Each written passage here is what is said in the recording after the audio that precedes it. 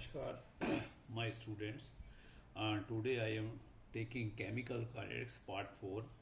Today I will discuss with you factors affecting the rate of reactions. Factors affecting the rate of reactions. Okay. Now we have got first factor is nature of reactants. Nature of reactants. Nature of reactants, ये first factor है बेटे. भाई ionic reactions, ionic reactions are very fast. Reactions involving reactions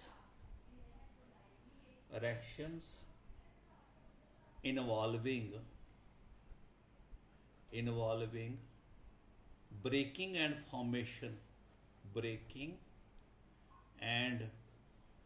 formation of bonds are slow reactions.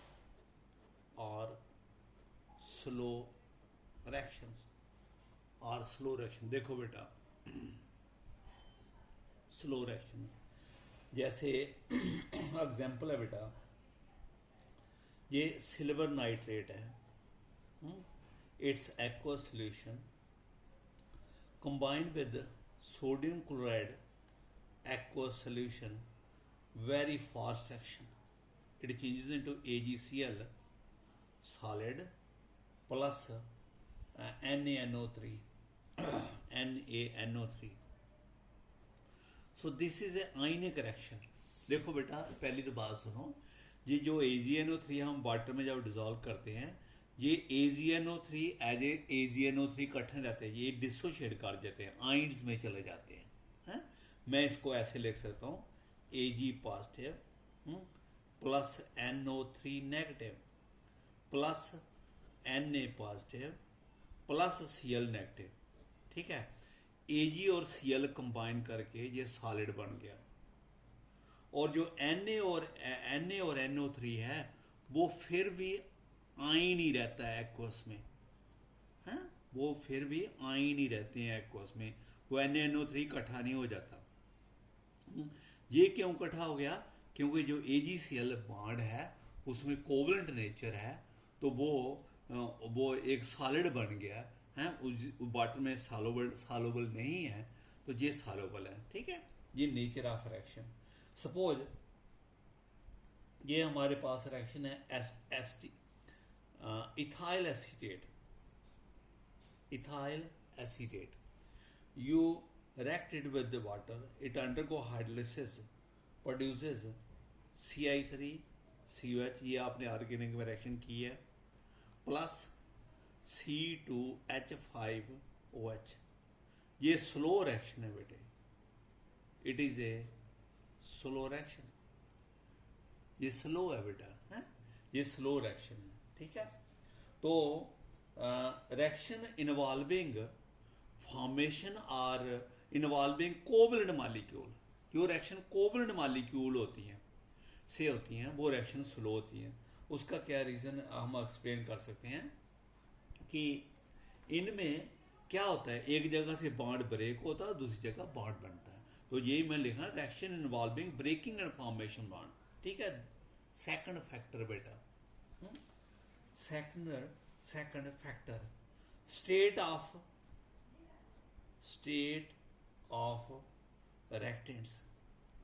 Reactants की क्या state है बेटे? Solid हैं, liquid हैं, गैसेस हैं. ठीक है, reaction in gases states are fast, right, where the reaction in solid forms are slow. Reactions in gaseous state are fast, and in solid states और स्लो, वो स्लो होती है बेटा। देखो ये सोडियम है, ठीक है, सोडियम सॉलिड भी हो और आयोडीन गैस है बेटा, आयोडीन गैस है, ये आपको 2 टाइम NaI देता है solid. This is a fast reaction, ये फास्ट है बेटा। लेकिन अगर आपका सोडियम सॉलिड है और आयोडीन भी सॉलिड है, दोनों सॉलिड है, ये भी सॉलिड ये भी सॉलिड, तो बहुत स्लो है बेटा, ये NaI बनेगा लेकिन स्लो। तो रिएक्शन जो रिएक्टेंट्स हैं उनकी क्या स्टेट है ये भी डिपेंड करता है। आयनिक रिएक्शंस जो होती हैं वो सोल्यूशन में होती हैं, वो तो फास्ट ही होती हैं, ठीक है। ये आपका जिंक है, जिंक पाउडर फॉर्म में ले लो।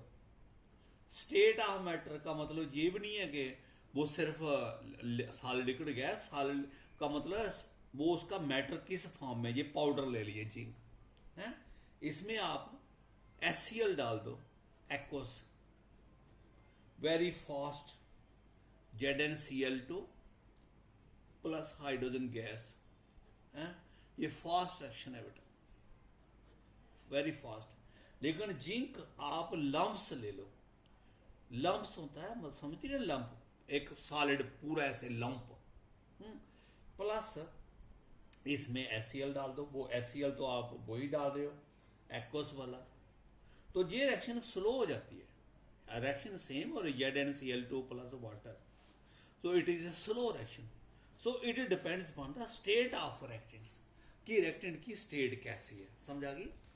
दूसरा है concentration of reactants, third is concentration of reactants। देखो बेटे, बाय रिएक्शन इज ये जो कॉमनली आपने देखा होगा, commonly you have noted reactions are fast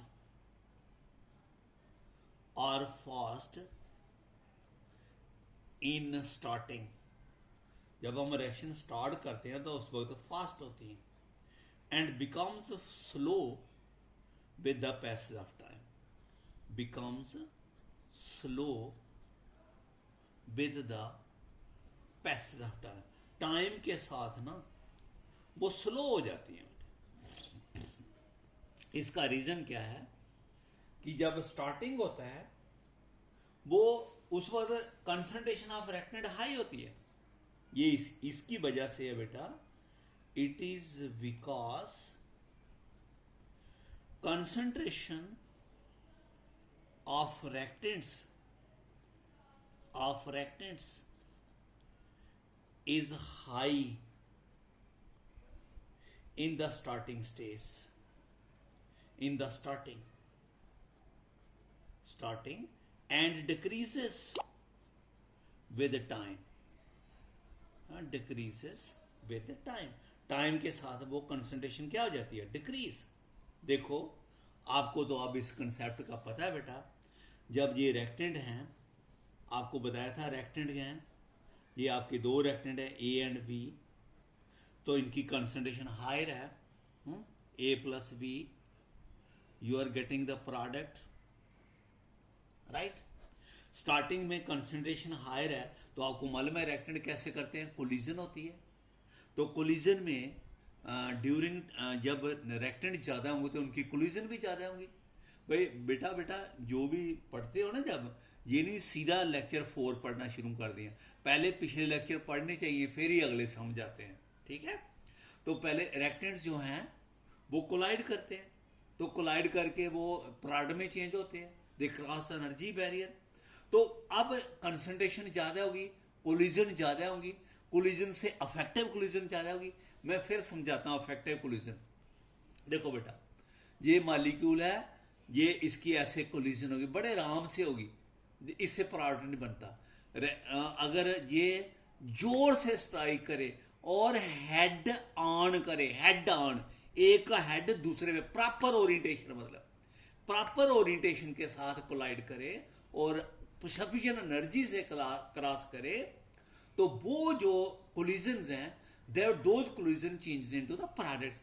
अब मैं 100 बार ऐसे करूंगा तो एक बार प्रॉपर करूंगा तो यही कोलिजन जो है प्रोडक्ट में चेंज होगी।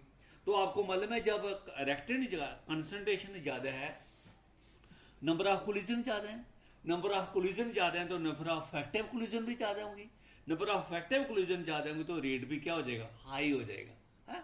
दिस इज हाउ वो explain the effect of concentration. Okay बेटा, दूसरी वीडियो में कराते हैं।